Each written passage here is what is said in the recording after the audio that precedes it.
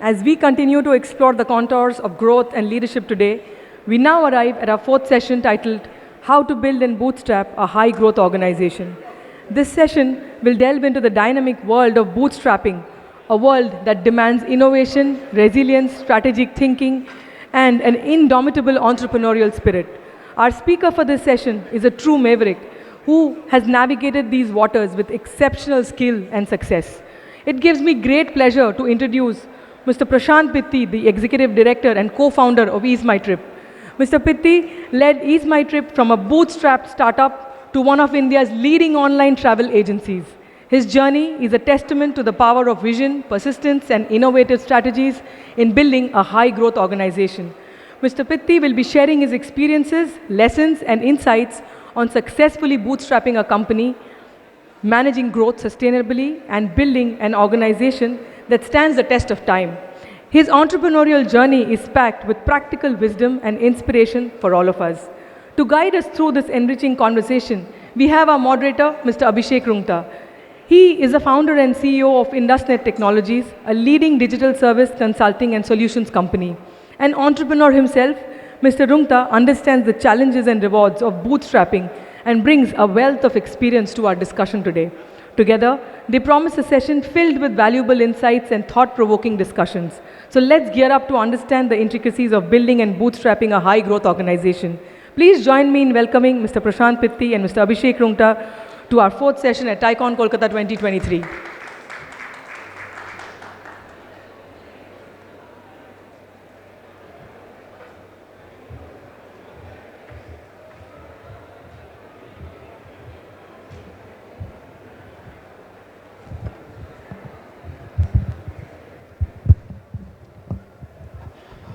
Welcome, Prashant.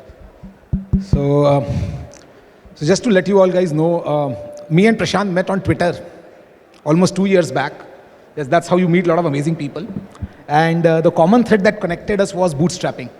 Right? Otherwise, why a travel company founder will be meeting a IT service company founder at times. Yeah, but we got connected and we got great vibes. By the way, we are meeting today for the first time.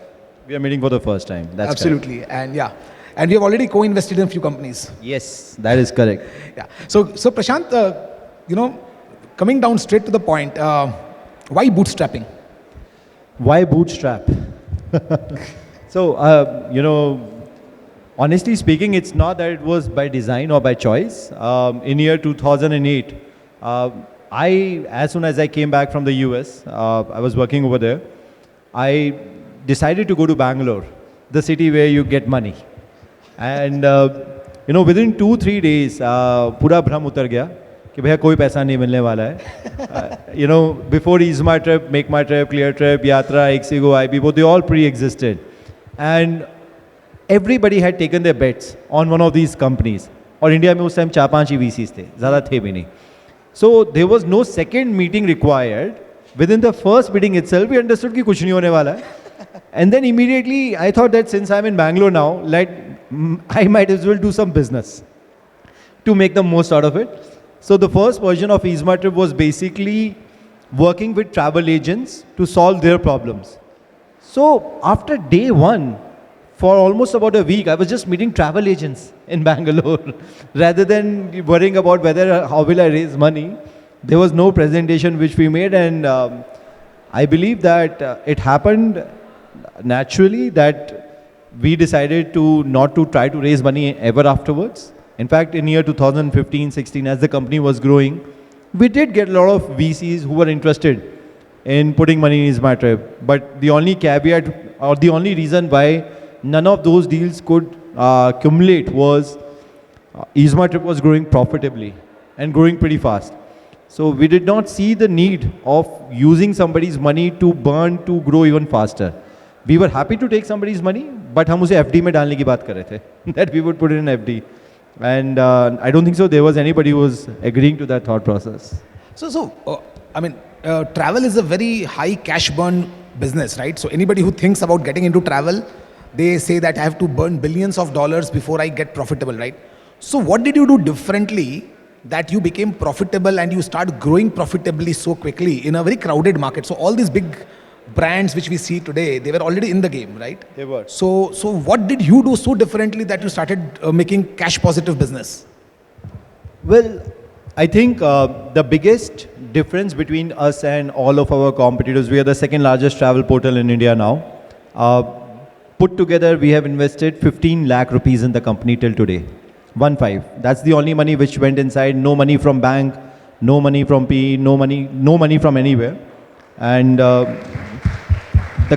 company grew primarily on profits. From the day one, we were profitable. The difference is, in the beginning itself, before even starting EaseMyTrip, we were one of the mom and pop travel agencies called as Duke Travel Agency. We were just one among 100,000 travel agents who dreamed to do something bigger. That is how it was. We come from a very humble background, and matching to our humble background, we started a mom and pop travel. My two younger brothers, while I was in the US working over there, my two younger brothers, they actually started Duke Travel Agencies while they were in college. Actually, one was in school at that time. So we ran that travel agency for 2 years, and from travel agency, we became online travel agent. Hence, there's a huge difference between how do you start the business. We knew the business basics really well, and we utilized technology to make our business better, rather than somebody handing us a check of, let's say, $10 million and go start an online travel company. And I believe that difference of knowing what a travel agent means is very different. For example, as a business owner, we believe that the heart and the soul of businesses are mostly the same. Most of our competitors, most of the online companies think that the heart or the soul of their business is technology. The way I look at things is that our heart is technology because it is running everything. 100% of EaseMyTrip is basically either through website or mobile app, right? However, the soul of the business for travel company is the service. Right. And I believe this is where most of our competitors have missed out. At EaseMyTrip, we are the only OTA, online travel agency in India, who run our own call center in-house. We have not outsourced our call center to anybody. And if you truly believe that service is the core, is the soul of your business, then why would you ever outsource it? So what difference it makes? So I understand. So I think one big point that I'm taking from this is that you knew the business first, how the travel agency should work, and then you transform to a digital travel agency, which was a big thing. Because a lot of people start digital, they forget about knowing even the business at all. Correct. And I'm actually utilizing the same learnings for what we have built in the past.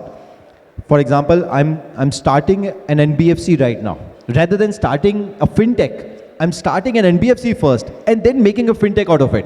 While in the entire industry, I'm seeing people making fintech first and then applying for NBFC license after 5 to 10 years.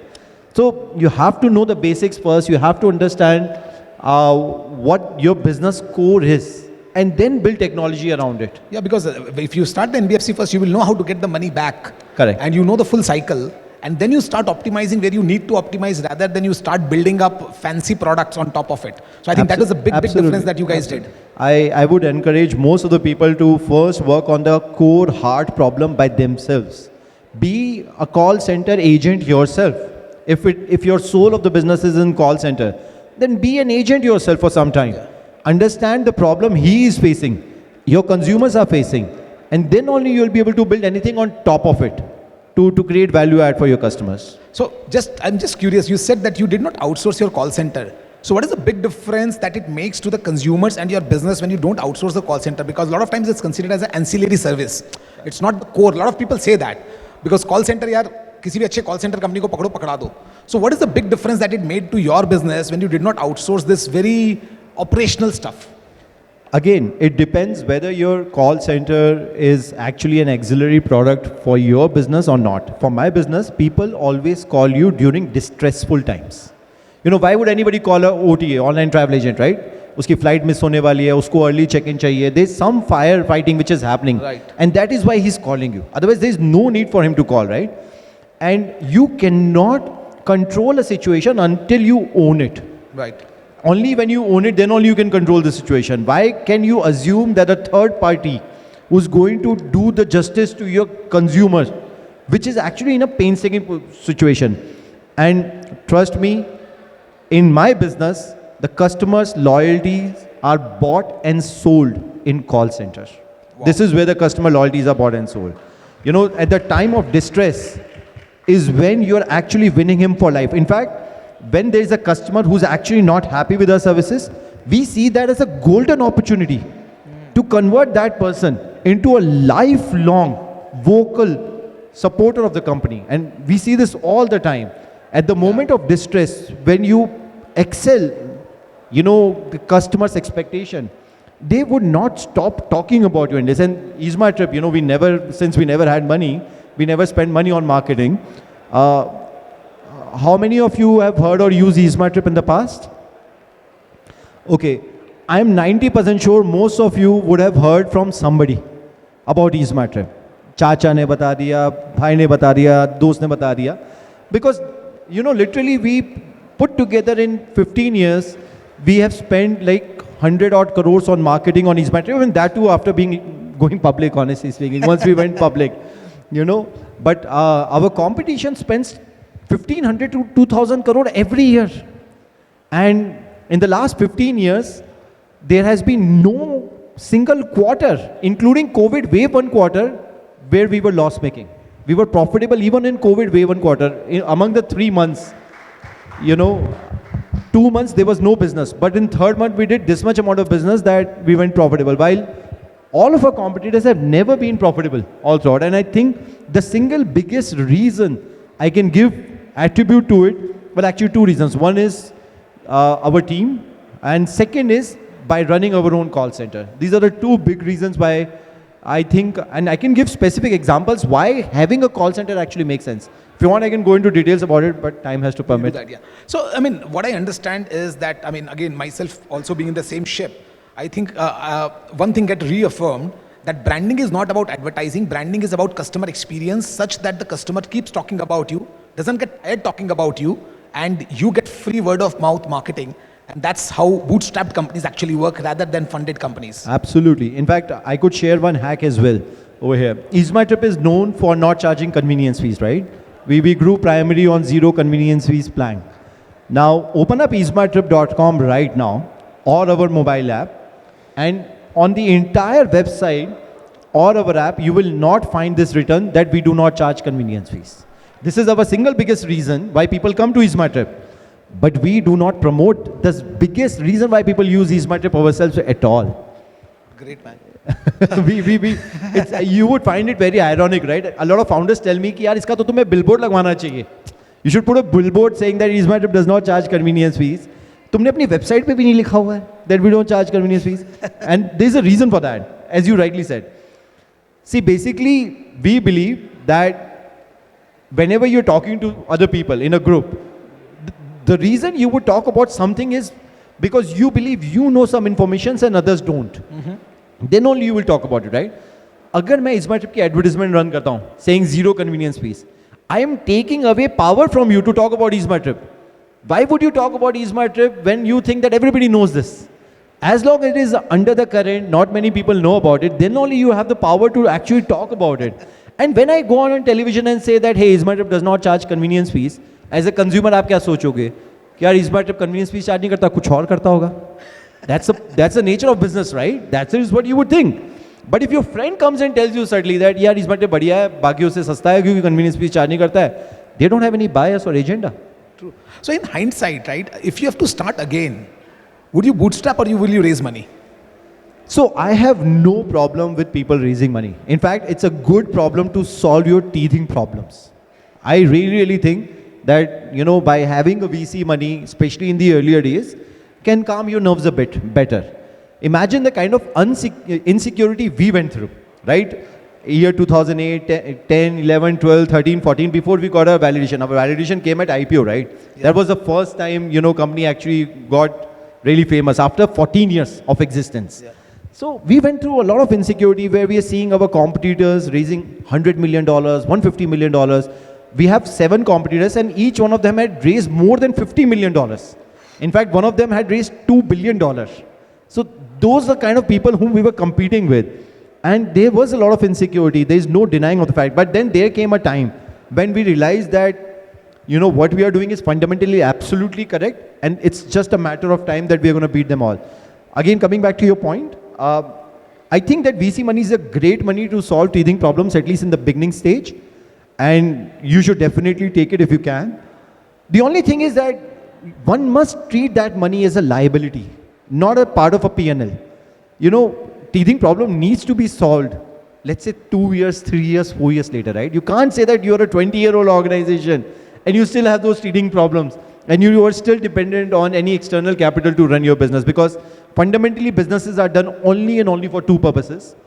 One is to solve your customer's pain point absolutely to the nail, to the best capabilities. And second, to do it for a really long time, so that you can continuously solve their problem, and that can only be done if you're profitable. There's no way you can solve your customer's pain point for a longer period of time unless you're profitable. So how do you get conviction in your strategy when there are other companies who have got $2 billion in their kitty and you don't have that kind of a money?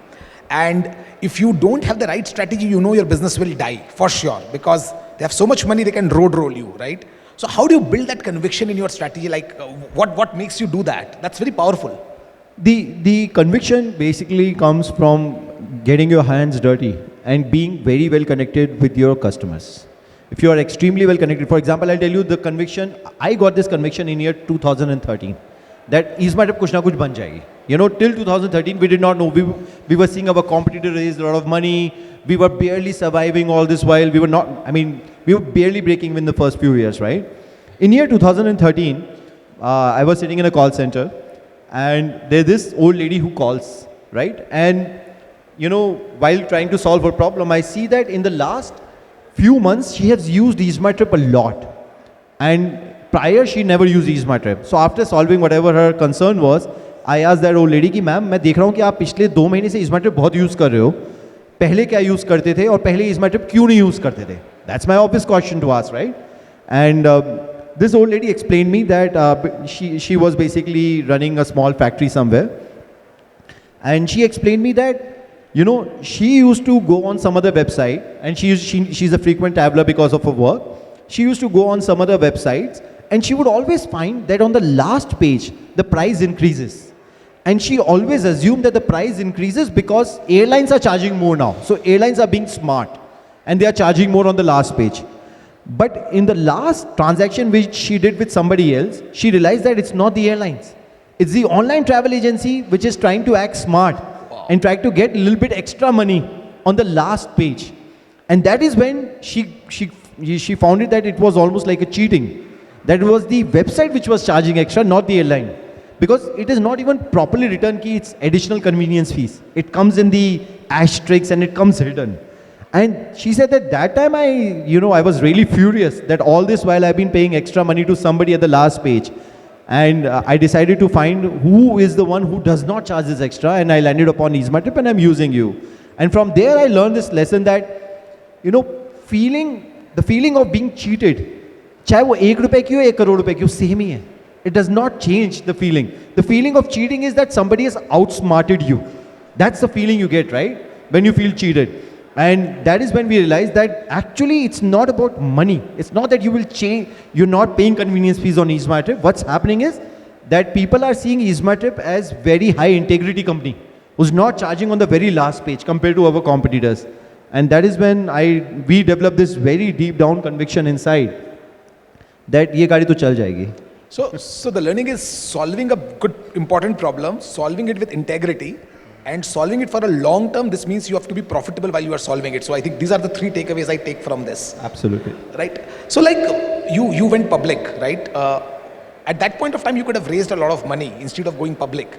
What was going in your mind when you were now going to become more accountable to other people outside your company, right? I know that's a very different feeling. अभी तक तो अपने घर में आराम से चला रहे थे. Now I will be accountable to other people. So what was the one thing that let you decide between a PE fund and going public? So हमारी जर्नी भी बहुत ड्रामेटिक ही रही है. Till the time of IPO, we were the 100% owners of the company, right? Yeah. No external investor, nobody to answer to. Yeah. And immediately after going public, now we have about 4 lakh people whom we are answerable to, who basically hold EaseMyTrip share. The understanding was very clear that, that the reason why we actually even thought about going public, the company was growing and company is growing profitably. In fact, at the time of listing, we had accumulated about 300 odd crores of money in the company, which was accumulated as a profit over the period of time. So there was no need for company to go public directly in that way. But deep down we knew that this could be another reason why people would push EaseMyTrip to their friends and family more if they are actually the shareholder of the company. And for them, it's a very simple elevator pitch that why are you using XYZ, why can't you use EaseMyTrip? It's cheaper and it's better. And the best way for you to know whether going public actually made difference for EaseMyTrip or not is go to googletrends.com. Okay? Google Trend tells you how many times one particular keyword is searched on Google. And all of our journey begins at Google, right? You go on Google and you write EaseMyTrip, you write my competitor's name. So go to Google's Trend and see, search EaseMyTrip versus many of my competitors which you are aware of already. Search my keyword, EaseMyTrip versus them, and you will see that there is an inflection point, which is March 2021. Okay. And since then, we are getting closer and closer every quarter. And I have wholeheartedly, the only things which I can do is to my public, who's my shareholder for that. Wow. So you kind of literally converted your IPO as an affiliate program. Absolutely. In fact, there's an affiliate program for the shareholders. Who are the shareholders? They promote, they get something back out of it. There's literally a shareholder affiliate program. And then the other reason is, देखिए bootstrap companies के बारे में कोई ज़्यादा लिखता नहीं है. नहीं. I can count 3 or 4 articles ever written about EaseMyTrip prior to being listed. People don't write because there is no eye-popping headlines which we have. 100 million raised, 200 million raised, right? धीरे-धीरे grow हो रहे हैं, पता भी नहीं कि grow होने की नहीं हो रहे हैं because you are bootstrapped. You don't have to disclose your numbers. Nobody asks you for your numbers anyways. But after being listed, there is, I get invited to talk over here and get to meet so many people, share our story, and almost every other day, media is covering us for one reason or the other. And because of which as well, I think there's a lot of free marketing which is happening after being listed. Unfortunately, bootstrapped entrepreneurs don't get talked about much, or they don't get the limelight, or they don't get that, or they don't get like the insane valuation or respect in the society, unfortunately. What will make bootstrapped entrepreneurs continue to go? What are the benefits that they get by staying bootstrapped? Because there are a lot of problems that they see. कि यार हमें कोई जानता ही नहीं, हमारे बारे में कोई जर्नलिस्ट लिखना ही नहीं चाहता क्योंकि हमने पैसे नहीं उठाए हैं. तो यार फायदा क्या है?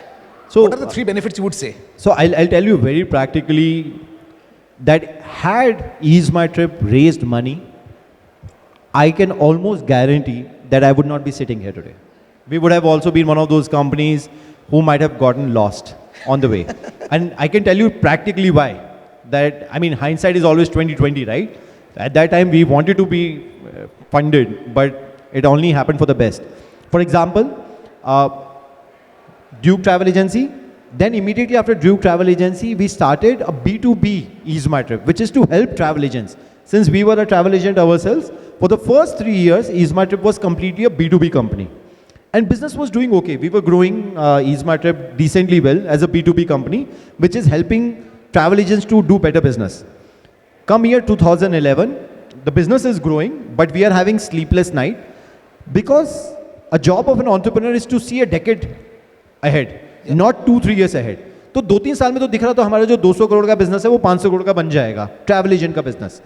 बट एक डेकेड के बाद में जब ट्रैवल एजेंट ही ऑब्सोलीट हो जाएगा तो क्या होगा, right? So this is the problem which we are facing in our head कि अब क्या करें, आगे क्या करें. And at that moment we decided कि ये जो चलती हुई गाड़ी है इसको रोकते हैं and let's become a B2C company. ठीक है ना, in year 2011. Now at that moment if we had any external member on the board, nobody would have allowed us to make that pivot. क्योंकि उसका पूरा पैसा डूब सकता था उस चेंज से. See, a VC is coming in with a horizon of 5-6 years. He wants to sell his shares and he wants to get out, right? He doesn't want to take a big risk. He doesn't want to build. He doesn't want to think a decade ahead. He wants to think 5-6 years ahead, right? And that's their job. This is how they make money. So nothing wrong with that. We invest, right? Yeah, There's nothing wrong with that perspective as well. But as a founder, I can assure you nobody would have allowed us to make that decision. And EaseMyTrip would have, had we continued as a B2B company, 2-3 साल और चल पाती, उसके बाद में बंद हो जाती। Let me go back to this dramatic decision. B2B, very solid business, low cost of customer acquisition, channel business. You convert to B2C. तो सबसे पहले like obviously the B2B partners would have got really scared कि यार ये तो मेरा धंधा खाने आ रहा है। 2011 का हमारा बैलेंस शीट देखना, it's a public number now, 200 crore का बिजनेस गिर के 40 करोड़ का हो गया था next year because of this decision. No, but how did you? These B2B people left. They left. They left. 200 crore का बिजनेस जो अगले साल 300-350 को आना था, that business crashed down because you're absolutely right. The travel agents, why would they support you when you're going for their customer base? Yeah. So that is why, can we close the door please? Thank you. That is why, the business crashed dramatically from 200 crores to 40 or 50 odd crores in year 2011. And we had to build it up again. It was ground up building all over again afterwards. Okay. And I mean, was it scary for you at that time? Did you felt like अब तो मर गए? We have had multiple, obituaries as well written about EaseMyTrip. Our competitors, everybody has said that this must be the last breath they are taking. Deep down inside, we knew that we are pretty solid. But yes, at that moment, it did feel very scary. It did feel, many a times we would go in hindsight that was this the right decision or not. But then, when again you're solving customers' problem in a right manner and you're very connected to them and you're hearing their solution, you're hearing them praise and telling कि यार मैं सबको बता रहा हूँ EaseMyTrip के बारे में, आप काम continue करते रहो. That gives you enough strength to see through the day of the night. Sir, bootstrapping ना is I think a very lonely journey because यहाँ पे आपके पास investor भी नहीं जो आपके साथ में खड़े होंगे कभी आप problem में हो तो. So when you take such big decisions, how do you handle fear? It's actually very challenging to be honest, especially क्योंकि अगर bootstrap करो तो पैसा बैंक में भी नहीं है. And each decision can be a fatal decision. Absolutely. It's absolutely right that these situations are difficult, and that is why I'm suggesting for your mental sanity, it's okay to raise some money. This is exactly why I'm suggesting that you don't have to fight such tough battle.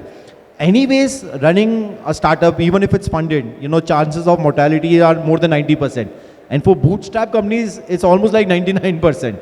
So hence, if you use the VC money in a proper fashion, which is treating that as a liability, I believe that's a better way to avoid that fear of what you're saying, because there is no way I can tell you that the fear does not exist. Fear does exist, and it is there. It's very prevalent. I know. Yeah. So I think we all agree that there is a lot of fear.